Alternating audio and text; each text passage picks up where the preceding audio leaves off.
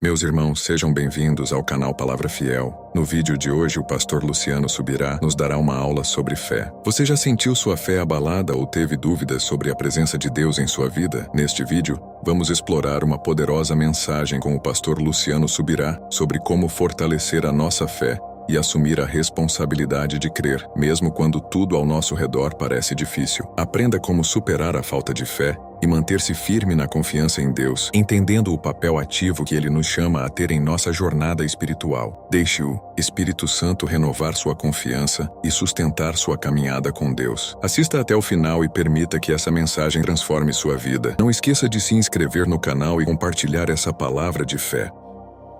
Evangelho de Marcos, capítulo 9. Eu gostaria que nós lêssemos juntos do versículo 14 até o versículo 27. Marcos 9, de 14 a 27. Eu vou ler na Nova Almeida atualizada. Este será tanto o nosso ponto de partida como uma espécie de trilho para a nossa conversa, nossa reflexão e esse tempo de instrução da palavra de Deus. O texto sagrado diz: quando eles se aproximaram dos outros discípulos, viram numerosa multidão ao redor deles e os escribas discutindo com eles. A Escritura enfatiza aproximaram dos outros discípulos. Guarde isso, daqui a pouco nós vamos explicar. Viram numerosa multidão ao redor deles e os escribas discutindo com eles. E logo toda a multidão, ao ver Jesus, ficou surpresa. E correndo até ele, o saudava. Então Jesus perguntou: o que é que vocês estão discutindo com eles? E um do meio da multidão respondeu: mestre, eu trouxe até o senhor o meu filho, que está possuído de um espírito mudo. Esse, sempre que se aposta dele, lança-o por terra e ele espuma, arranja os dentes e vai definhando. Pediu aos seus discípulos que o expulsassem, mas eles não puderam. Então Jesus exclamou: ó geração incrédula, até quando estarei com vocês? Até quando terei de suportá-los? Traga o menino até aqui. E eles o trouxeram. Quando ele viu Jesus, o espírito imediatamente agitou o menino com violência e, caindo ele por terra, revolvia-se espumando. Jesus perguntou ao pai do menino há quanto tempo isso está acontecendo com ele. O pai respondeu: desde a infância, e muitas vezes o tem lançado no fogo e na água para o matar. Mas, se o Senhor pode fazer alguma coisa, tenha compaixão de nós e ajude-nos. Ao que Jesus respondeu: se o Senhor pode, tudo é possível ao que crê. E imediatamente o pai do menino exclamou: eu creio, ajude-me na minha falta de fé. Vendo Jesus que muita gente estava se reunindo, repreendeu o espírito imundo, dizendo: espírito mudo e surdo, eu ordeno a você, saia desse menino e nunca mais entre nele. E ele, gritando e agitando muito, saiu, deixando-o como se estivesse morto, a ponto de muitos dizerem: morreu. Mas Jesus, tomando-o pela mão, o ergueu e ele se levantou. Pai, nós suplicamos que o Senhor nos permita mais do que apenas arrazoar no nível da mente. Nós oramos que a Tua palavra ilumine os olhos do nosso coração, que ela não apenas traga orientação a respeito dos princípios, do caminho no qual nós devemos andar, mas que ela também, ó Deus, estimule, provoque a fé de cada um de nós. Que a Tua palavra, debaixo da ação poderosa, personalizada do Teu Espírito, o Espírito da verdade, possa de fato nos levar a comunicar, a expressar a nossa fé de uma nova forma, de maneira muito mais intensa. Nós clamamos em nome do Senhor Jesus. Amém. Amém. Bom, ao olhar para esse texto, eu vejo mais do que apenas um relato histórico de um episódio, de mais um dia de intervenções sobrenaturais na vida de Nosso Senhor e no seu ministério. Ao olhar para esse texto, eu vejo mais do que a história de como Deus, na sua bondade e misericórdia, traz libertação e alívio do sofrimento, não apenas a um menino, mas a toda uma família que, não apenas indiretamente, mas diretamente era afetada por tudo isso. Vejo aqui o que encontramos normalmente nas Escrituras, uma oportunidade de aprendermos lições, princípios, tudo quanto foi escrito, diz a própria Escritura em Romanos 15:4, para nosso ensino foi escrito. E eu e você podemos trair algumas lições importantes. Bom, eu comecei destacando no verso 14, quando eles se aproximaram dos outros discípulos. O que significa a frase, quando eles se aproximaram dos outros discípulos? Quando você olha o versículo 2 do capítulo 9 de Marcos, a Bíblia diz: 6 dias depois, Jesus tomou consigo Pedro, Tiago e João e os levou em particular, a sós, a um alto monte. A Bíblia nos mostra que Jesus sobe ao monte para orar. E ele não levou todos os discípulos. Ele leva apenas 3 deles. E a Bíblia destaca Pedro, Tiago e João. É nesse momento que Jesus se transfigura diante deles. Eles têm uma experiência extraordinária. No versículo 9 a Bíblia diz: ao descerem do monte, Jesus lhes ordenou que não divulgassem as coisas que tinham visto, até que Cristo ressuscitasse dentre os mortos. Agora, é justamente quando eles descem do monte, que o verso 14 diz, quando eles se aproximaram dos outros discípulos. Então eles aqui é Jesus, Pedro, Tiago e João, agora se aproximando dos demais que não subiram para o retiro de oração no monte. O texto então diz que eles viram numerosa multidão, e eles não apenas constatam a presença de uma grande multidão, mas eles constatam que os escribas estavam discutindo com os discípulos que não foram ao monte orar. Esse é o cenário do regresso de Jesus. O verso 15 diz que a multidão havia Jesus com surpresa, porque provavelmente a informação que se tinha no pé do monte, quando procuravam por Jesus, é: o mestre está ausente, saiu por um retiro de oração, não sabemos quando volta. E de repente a multidão fica surpresa ao vê-lo, né? Muitos correm, o saúdam, mas a abordagem de Jesus vai direto no que está acontecendo: a discussão entre os escribas e os seus discípulos. E a pergunta de Jesus, registrada no verso 16, é: o que é que vocês estão discutindo com eles? Traduzindo para uma linguagem contemporânea, o que é que está pegando? Interessante que nesse momento não são os discípulos, nem os escribas que estão discutindo que respondem. A Bíblia diz que quem respondeu foi um do meio da multidão. Quem era esse um? O pai do menino que precisava ajuda. Ele diz: mestre, eu trouxe até o senhor o meu filho, que está possuído de um espírito mudo. Ele descreve todo o cenário triste e trágico das manifestações demoníacas.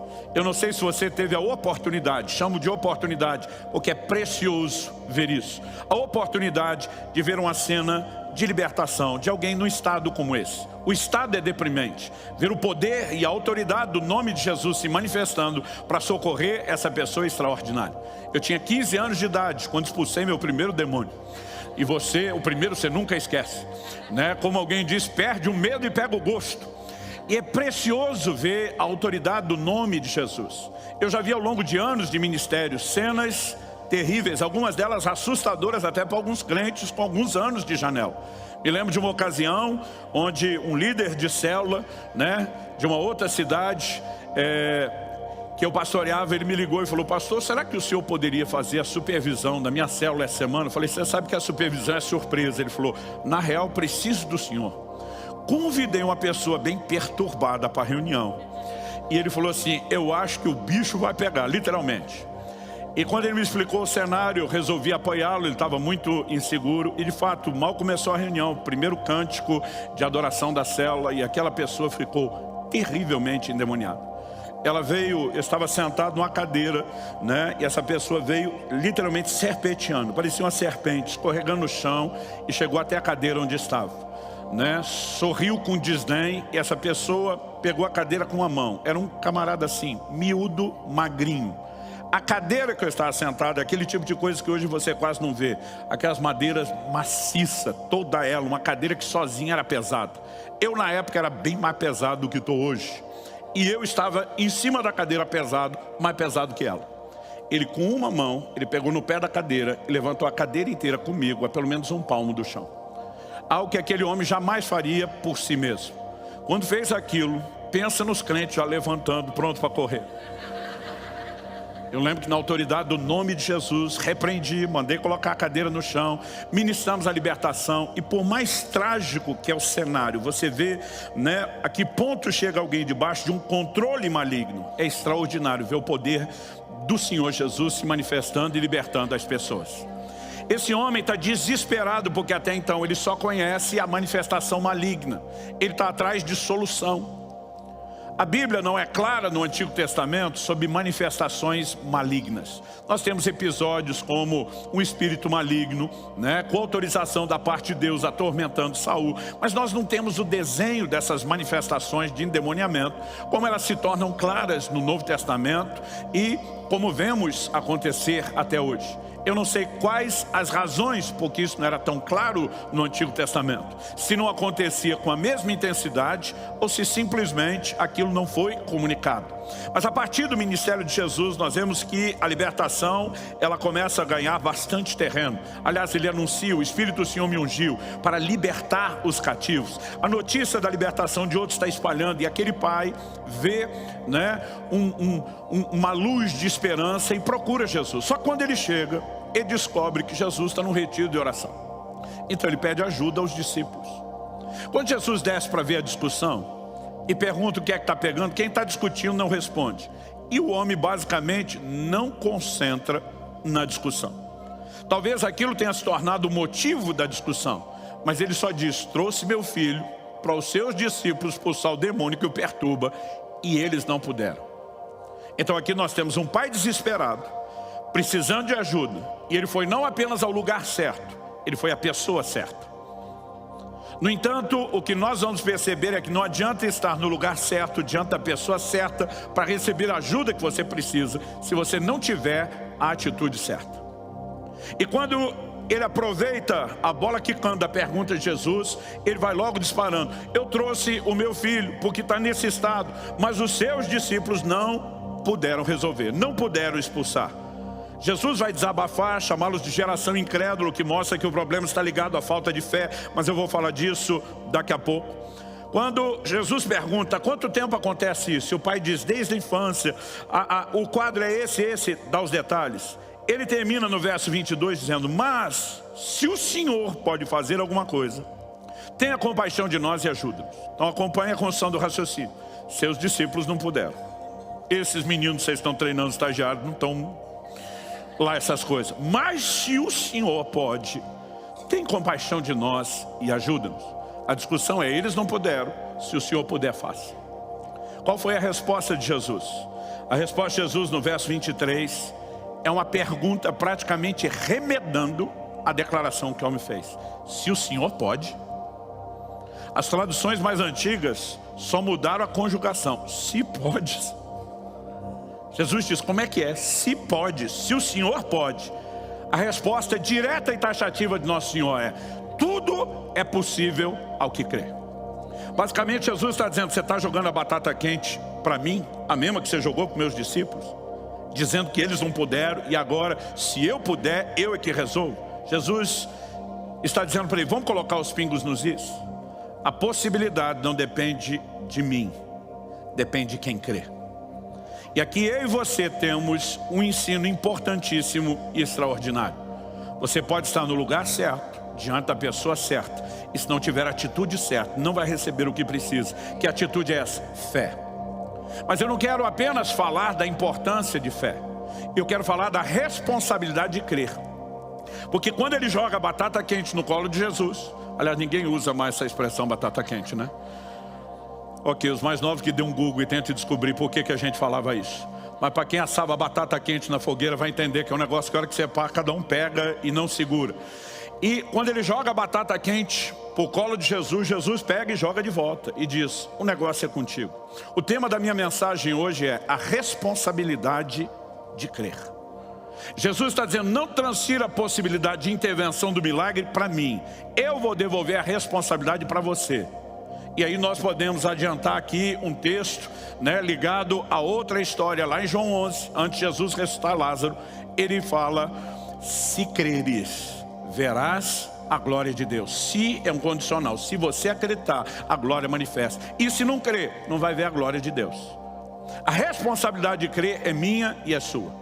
E esse é o primeiro ponto que eu quero destacar nessa história, porque Jesus define de quem é a responsabilidade, é nossa. Mas em segundo lugar, eu vejo um posicionamento desse homem que responde no verso 24. O texto diz: imediatamente o pai do menino exclamou: eu creio.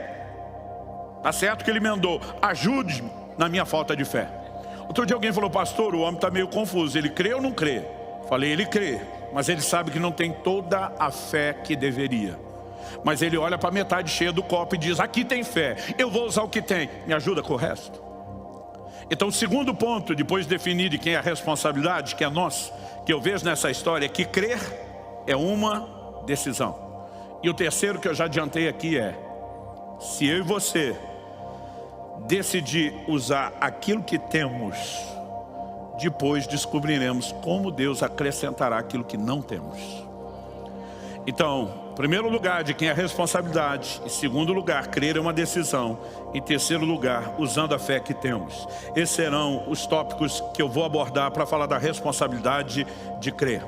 Então vamos lá. Não adianta estar no lugar certo, diante da pessoa certa, com a atitude errada. Qual a atitude errada? Não só falta de fé, porque quando Jesus abafa a geração incrédula, ele pegou os discípulos, ele pegou os escribas que estavam criando casos, ele pegou o pai do menino, ele botou todo mundo no bolo. E ele identificou o problema, incredulidade, falta de fé. Mas é interessante que Nosso Senhor faz uma pergunta. A pergunta é, até quando vos sofrerei? Ao que eu e você precisamos entender é que o que nos aflige são nossos problemas. A parte do que aflige Deus, além daqueles que ainda não são salvos, estão na rebelião do pecado, distante dele. Parte do que aflige Deus é nossa incredulidade. A palavra de Deus diz no Evangelho de Marcos, no capítulo 3, no versículo 5. Então Jesus, olhando em volta, indignado e entristecido com a dureza de coração daquelas pessoas. Quando você vê um cenário de incredulidade, de um coração duro, isso gera tanto indignação como tristeza no Senhor. Quando a Bíblia diz em Hebreus 11:6, sem fé é impossível agradar a Deus, ela não está apenas dizendo que Deus é exigente, botou um alto padrão de fé para mim e para você, só porque Ele precisa olhar para mim e para você e ficar orgulhoso da nossa fé. Nós não podemos agradá-lo sem fé, porque sem fé não recebemos nada. E Deus é galardoador daqueles que o buscam. Porque justamente nos ama, Deus quer intervir na minha e na sua vida. Deus quer nos abençoar, Deus quer nos recompensar. Mas o justo viverá da fé. E quando não há fé, Deus não pode fazer por mim e por você o que Ele quer. É por isso que Ele não se agrada. Não é apenas um ato de censura porque eu e você não cremos. É simplesmente a impossibilidade dele fazer o bem que Ele queria fazer por mim e por você. Uma vez que sem fé, a via de acesso para que as bênçãos cheguem, simplesmente foi comprometido. Então quando eu e você começamos a entender esse desenho, crer não é apenas um peso, uma obrigação, uma responsabilidade, mas é uma forma de descobrir não só como viver melhor, não só como experimentar as intervenções de Deus, mas agradá-lo no sentido de que Ele possa fazer o que planejou fazer na minha e na sua vida. Que eu e você possamos experimentar todo o bem que está à nossa disposição. Quem está entendendo, diga amém. Então voltando no nosso primeiro tópico aqui de quem é a responsabilidade. Essa foi a lição de Jesus para aquele pai. Ele transferiu primeiro para os discípulos, depois transferiu a questão da possibilidade para Jesus e Jesus devolveu a ele, como fez com aquele centurião romano que buscou ajuda. Mateus capítulo 8, versículo 13, Nosso Senhor termina dizendo para ele, seja feito conforme a tua fé. Em outras palavras, Ele está dizendo o que vai acontecer na sua vida ou na vida daquele por quem você está intercedendo, pedindo ajuda, não depende do meu poder, depende da sua fé. Mas Deus não tem todo o poder, sim, para Ele todas as coisas são possíveis. Mas a única forma de eu e você acessarmos os depósitos da graça, que é onde Ele libera tudo o que Ele tem para nós, é por meio da fé. Romanos 5:2 diz, pela fé temos acesso a essa graça. Quando a gente olha para as Escrituras, há momentos onde Deus vai agir de uma forma que nem parece fazer muito sentido para mim e para você. Por exemplo, Moisés, por palavra de Deus, tira o povo de Israel do Egito. Deus fez promessas claras sobre tudo que ia fazer, qual era o destino, para onde iria levá-los. Mas tão logo eles saem do Egito, Faraó muda de ideia e agora decide persegui-los. Agora eles têm o inimigo atrás no encalço. E praticamente, meio que à frente e dos dois lados, quase como fosse uma ponta de uma flecha, eles têm uma cadeia de montanhas por onde não dá para escapar. E meio que à frente para a outra lateral, eles têm um mar que é impossível atravessar. E Êxodo capítulo 14, versos 15 e 16, diz assim, o Senhor disse a Moisés, por que você está clamando a mim? Eu não sei você, mas eu já tive vontade de responder por Moisés, porque eu preciso que o Senhor faça alguma coisa. É por isso que Moisés estava orando, pedindo ajuda, pedindo solução. Agora, o Deus que diz, invoca-me que te responderei, diz, por que é que você está orando? Por que é que você está me pedindo algo? Agora, olha a afirmação depois da pergunta. Diga aos filhos de Israel que marche, e você levante o seu bordão, estenda a mão sobre o mar, as águas se dividirão para que os filhos de Israel passem pelo meio do mar em seco. Deus está dizendo, está orando porque eu já não disse que vou levar vocês até esse lugar. Não depende mais de ficar pedindo, é hora de acreditar e andar em cima da palavra que eu dei. É quase que uma forma de dizer, bola para frente que atrás vem gente, e vem gente que não quer o bem de vocês. Eu disse, para de orar, se mexa, acredite, ande naquilo que eu já revelei. O texto não está falando contra oração, está dizendo que em momentos onde Deus já sinalizou algo, já prometeu, já dirigiu, agora não é hora de pedir mais, é hora de acreditar e se mover em fé.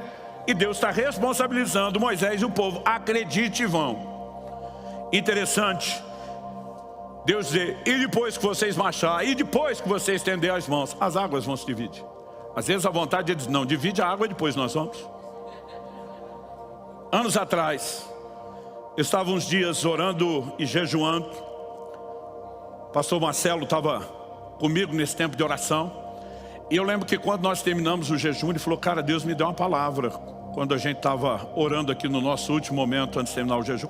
Eu ia passar vários dias fora ministrando, e era um dos motivos daquele tempo de oração e jejum.